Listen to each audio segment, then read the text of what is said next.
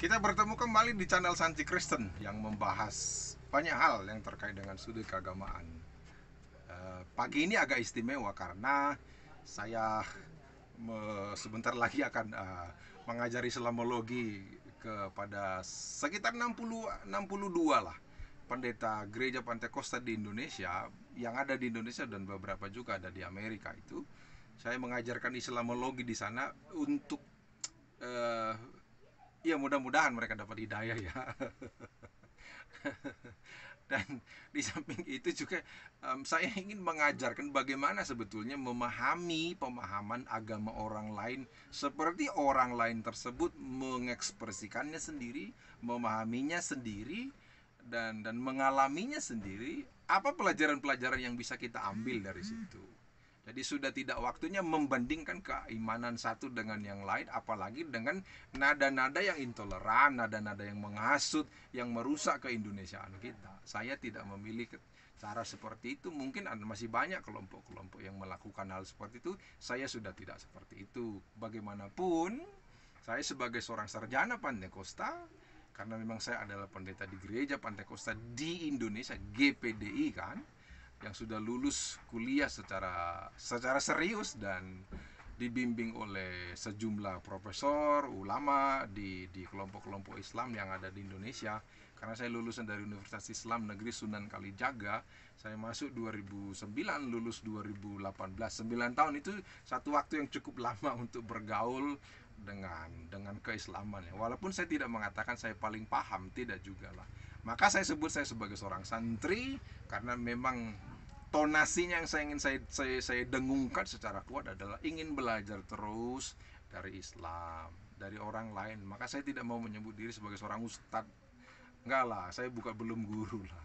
Nah, pagi ini sebelum saya mengajar 5 menit lagi, saya akan memberikan penjelasan soal ada banyak orang di media sosial yang menggunakan platform media sosial dengan berbagai model itu, yang mengatakan bahwa Nabi Muhammad SAW itu sudah dinubuatkan di dalam kitab sucinya orang Kristen.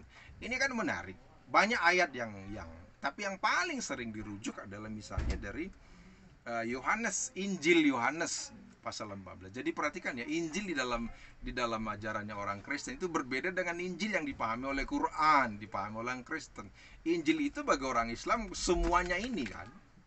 Tapi justru sebutan Injil kepada di dalam pemahamannya orang Kristen seringkali adalah 4: Matius, Markus, Lukas, Yohanes.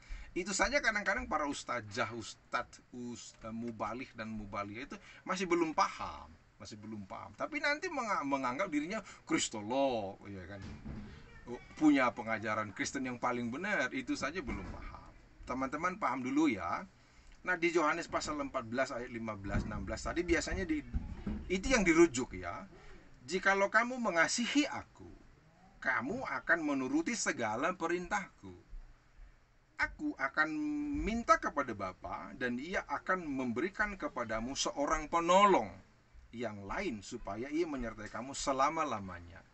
Ini kan di dalam ajaran Kristen selalu kita ayat-ayat Alkitab yang menguatkan, mensahihkan pengajaran Trinitas itu. Bukan Trituhan ya, bukan Triteis, tapi manifestasi, pewujudan, penampakan, reveal dari Yesus, dari Tuhan, dari Roh Kudus itu dalam 3 manifestasi sesuai dengan masa dan waktu yang berlaku pada saat itu. Itu ayat ini. Nah, entah kenapa oleh sejumlah intelektual Islam tertentu yang mengakunya seperti itu adalah merujuk ayat ini dengan kata penolong yang lain. Nanti di Perjanjian Lama disebut dengan kata Ahmad itu. Seorang yang bijaksana, ini kan penolong yang lain. Menarik sekali karena kalau dibaca lanjutannya, jadi jamaah, jamaah, tolong jangan berhenti di ayat 16, baca ayat yang selanjutnya. Misalnya ayat 17, yaitu roh kebenaran. Jadi Parakletos atau yang dijanjikan tadi seorang penolong yang lain, roh kebenaran. Nah, kalau tadi adalah Muhammad, berarti Muhammad roh. Saya pikir teman-teman akan marah karena Nabi Muhammad bukan roh kan. Iya toh, dari situ saja sudah gugur penjelasan itu. Roh kebenaran, dunia tidak dapat menerima dia. Kan kalau ayat ini dipakai bahaya kan. Jadi bisa logika yang sama yang dipakaikan oleh ustadz ustazah mubalih mubalihah tadi. Kalau kami orang Kristen berlaku intoleran, kalau kami berlaku intoleran, ayat ini bisa kami gunakan. Apa itu? Dunia tidak dapat menerima dia. Kita tolak kan bahaya. Gitu. Terus sebab dunia tidak melihat dia, tidak melihat. Gitu. Ya nggak bisa. Pedang dan Nabi aja ada, benderanya Nabi ada, kalimat tauhidnya aja ada. Masjid pertamanya juga masih ada kan. Terus dan dunia tidak mengenal dia. Kan berbahaya ayat ini kalau orang Kristen itu berlaku intoleran. Ya alhamdulillah orang-orang Kristen masih sangat toleran di dalam kelompok yang besar ya, walaupun ada sajalah sebagian kelompok-kelompok kecil yang tidak toleran. Saya pikir di semua agama punya klik-klik yang kecil seperti itu. Nah, lalu dari mana? Misalnya di YouTube-nya Ustadz Kayo Nama itu kan banyak sekali yang menjelaskan soal itu. Meyakinkan sekali karena menguasai bahasa Yunani, bahasa Gerika, bahasa Suryani dan yang lain-lain itu. Sangat-sangat meyakinkan. Meyakinkan karena orang tidak tahu saja. Meyakinkan karena dia tidak tahu bahwa dia keliru memahami ayat itu. Ini sedang mengatakan bahwa memang para mubalih dan mubalihah, para juru dakwah Islam itu memang tidak memahami kitab sucinya orang lain. Kalau tidak paham sudah jangan digunakan.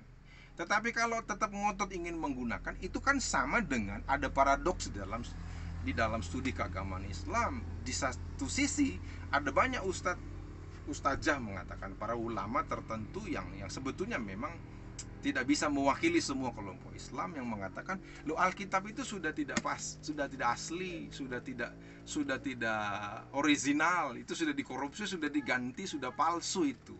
Kalau memang benar itu palsu, lalu kenapa yang palsu itu dipakai untuk mengajar, mencari legitimasi, mencari pensaksian, pensohehan, pembenaran bahwa Nabi Muhammad SAW sudah dinubuahkan di dalam kitab suci orang Kristen.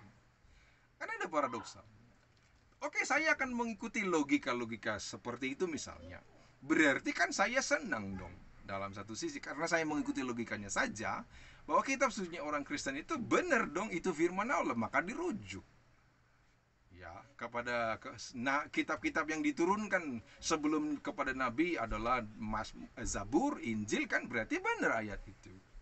Nah, artinya sangat sesuatu yang paradoks kalau menggunakan ayat itu. Itu satu hal. Di sisi yang lain saya sangat menyukai karena saya studi doktoral di bidang keislaman, tentu membaca literatur Islam. Misalnya ini banyak buku-buku yang saya rujuk untuk mempelajari soal sejarah Nabi. Ini yang paling saya suka misalnya dari At-Tabari ini kan. Di sini tidak ada ayat-ayat penjelasan-penjelasan dari ustazah tadi itu. Apakah mereka tidak membaca ini, saya kurang tahu juga, bisa ditanyakan langsung ya. Terus itu kan dari ulama Islam sendiri. Terus misalnya ini ada Quraisy, beliau masih sehat, tidak ada tulisan di dalam tulisan beliau yang menjelaskan soal itu, tidak ada ya. Nah, ada banyak yang lain, misalnya yang paling terkenal itu untuk Indonesia kan ada model Haikal misalnya, ini kan mudah didapat ya. Di sini pun tidak ada penjelasan seperti itu. Masih banyak ada tarikh Ramadan dan yang lain-lain. Jadi lalu dari mana? Mereka kan mengatakan ini dari orang, buku atau karangan atau karya dari orang-orang Kristen, pendeta Kristen, intelektual Kristen. Yes, cara untuk mencari legitimasi dari sumber-sumber primer di situ sudah bagus.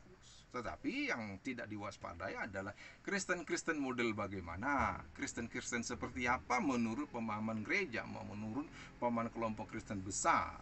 Di dalam Kristen pun ada pengajaran-pengajaran yang sudah dianggap serong, menyimpang.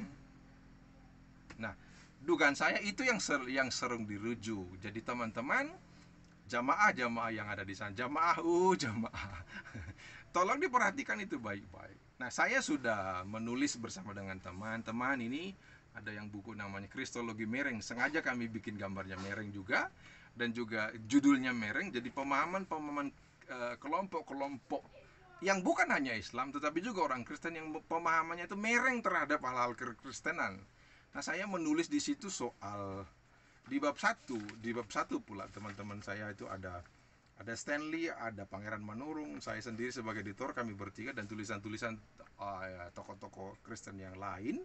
Saya menulis Kristologi Islam, nalar politik keagamaan tentang Yesus. Jadi Kristologi Islam itu sebagai objek kajian saja ingin menjelaskan bahwa ada nalar politik yang dimainkan oleh para intelektual Islam tertentu yang ingin melegitimasi, mencari slot kenabian Muhammad di dalam narasi-narasi agama lain gitu.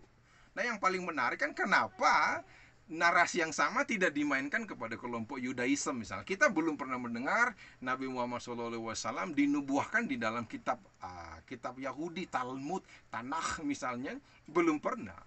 Jadi ada apa ini? Ya kan? Maka itu yang perlu dicari.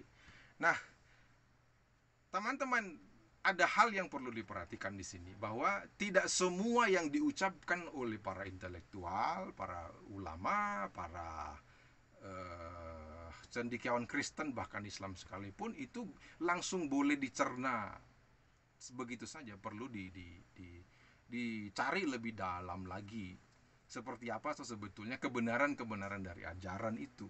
Karena misalnya ini Alkitab berbahasa Indonesia sudah bisa dibaca oleh teman-teman, bahkan Muslim sekalipun. Nah, Al-Quran juga sudah diterjemahkan ke bahasa Indonesia. Teman-teman juga bisa membaca, yang Kristen bisa membaca Quran yang sudah ada terjemahannya. Ya syukur-syukur bisa berbahasa Arab misalnya. Nah, semoga penjelasan ini membantu kita untuk bisa, seperti yang saya tulis di buku ini, hidup berdamai dalam keberbedaan. Walaupun pemahaman teologis kita berbeda, tidaklah elok rasanya kita untuk saling menciderai. Tidaklah elok rasanya untuk melukai kemanusiaan kita sebagai orang Indonesia. Harusnya kita bisa hidup di dalam, walau dalam perbedaan sekalipun, kedewasaan iman, kedalaman, ketinggian pengetahuan agama seseorang, naiknya tingginya level spiritualitas seseorang, justru diukur ketika dia bisa hidup berbeda secara anteng, secara toleran, secara moderat dengan kelompok-kelompok yang berbeda sekalipun. Kiranya penjelasan pagi ini mencerahkan hari Anda, pemahaman Anda terhadap hal-hal yang beredar di media sosial. Jangan sampai Nabi Muhammad SAW adalah nabi yang besar dilihat dari fakta sejarahnya. Dari satu kelompok kecil, dari seorang diri, lalu berdakwah kepada istrinya Khadijah, lalu dunia sekarang pertumbuhan Islamnya semakin besar di dunia ini. Tetapi tidak elok rasanya kalau legitimasi beliau dicari di kitab sucinya orang lain. Tetapi saya senang, dalam artian berarti kitab suci saya itu benar adanya adalah firman Allah, maka dirujuk oleh para hamba-hambanya. Tuhan Yesus memberkati.